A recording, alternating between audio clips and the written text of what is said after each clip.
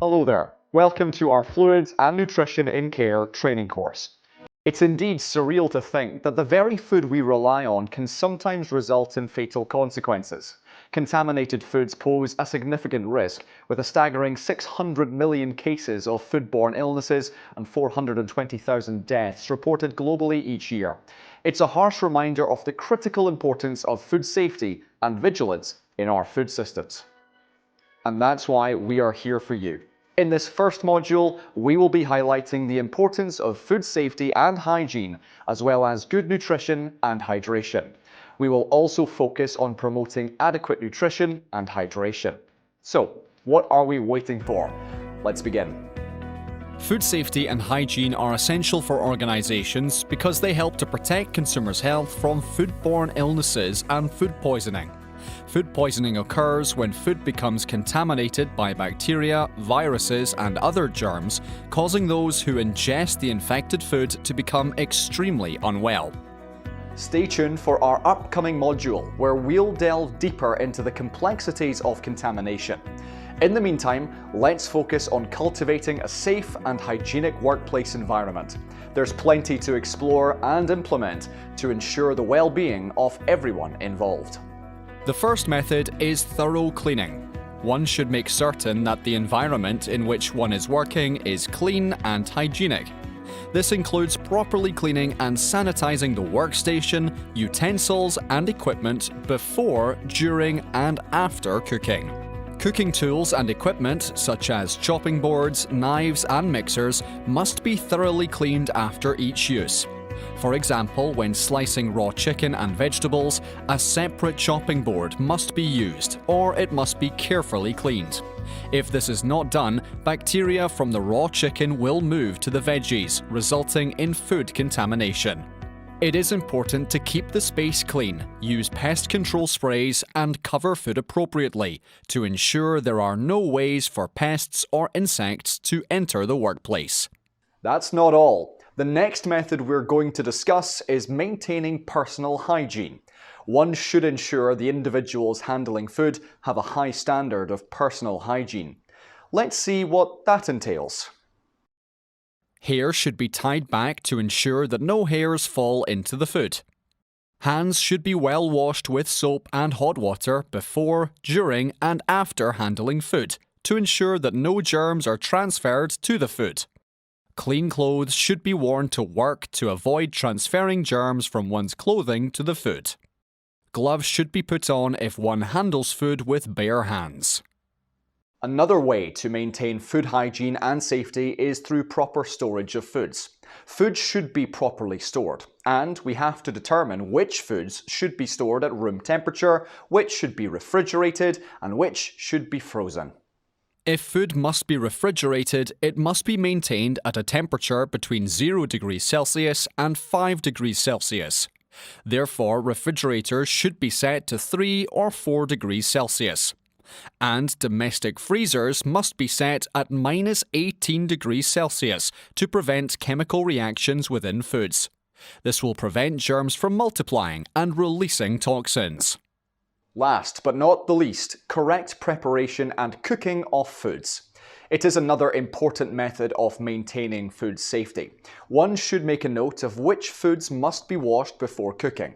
Fruits and vegetables, for example, must be washed in cold water before being prepared. However, there are some meals that should never be washed, such as raw chicken, because doing so could spread bacteria from the chicken around the workspace. One should also make certain that the food is cooked to the proper temperature. Food must achieve a core temperature of 75 degrees Celsius to ensure that all bacteria are safely eliminated. So far, we have learned how to maintain proper food hygiene and safety. Now let's move our spotlight to the core aspect of this course, good nutrition and hydration. Good nutrition is important for our health at any age. After all, food is how one obtains fuel into their system through nutrients, which must be supplied on a daily basis. This comprises fats, carbs, and proteins. Furthermore, good nutrition can assist in reducing high blood pressure and cholesterol, while also raising energy levels, which can be quite beneficial as people age. Similarly, hydration is essential for the proper functioning of various human organs, including the heart and brain. Furthermore, regular hydration helps to lower the risk of a variety of illnesses, such as UTIs. Water makes up over 60% of the human body and is used in several important activities. This is why it's essential that people hydrate themselves regularly.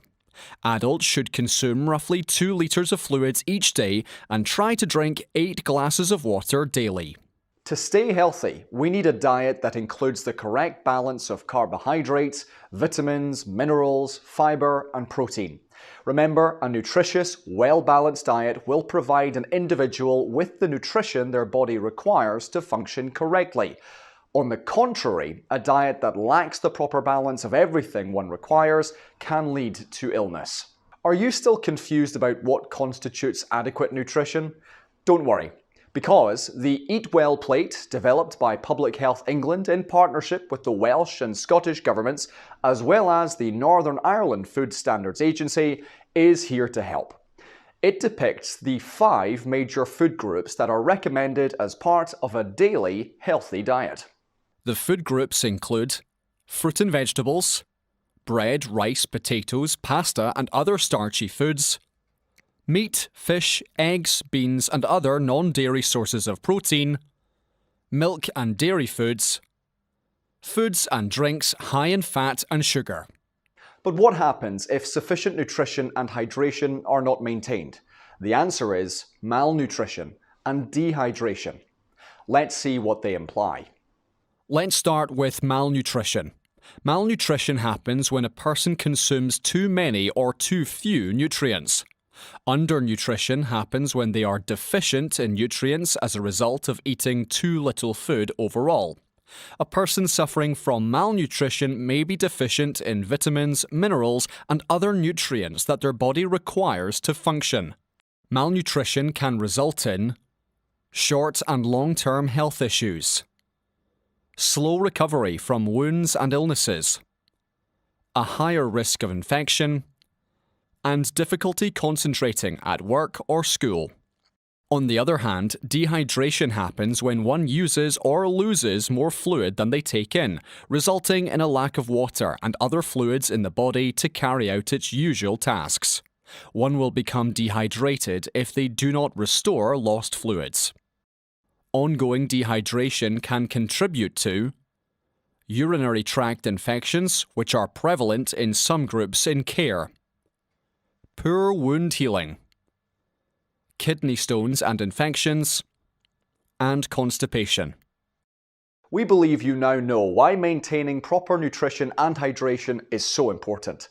Let's look at what you need to do to maintain proper nutrition and hydration, especially in care settings. When patients get any form of care or support, especially long-term care, their nutrition and hydration should be monitored. This should cover food allergies, preferences, and the assistance they require to eat and drink.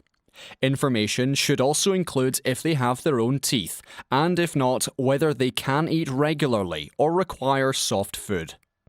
It is critical to work in person-centered ways and to give food that is appropriate for each individual's needs. For example, if they have arthritis in their hands, they may require assistance with chopping up food or opening packages. Some people prefer not to eat specific foods, such as vegetarians or vegans. Thus, it is critical that one understands what this means.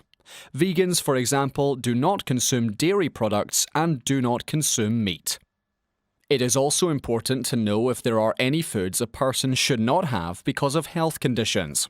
For example, people with high blood cholesterol levels may be recommended to avoid foods high in saturated fat, such as butter, fried foods, and pastry.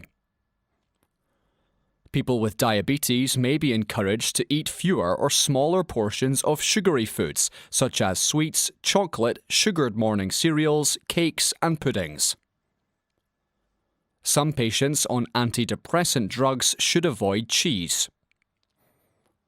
Those with high blood pressure may be recommended to restrict their salt intake.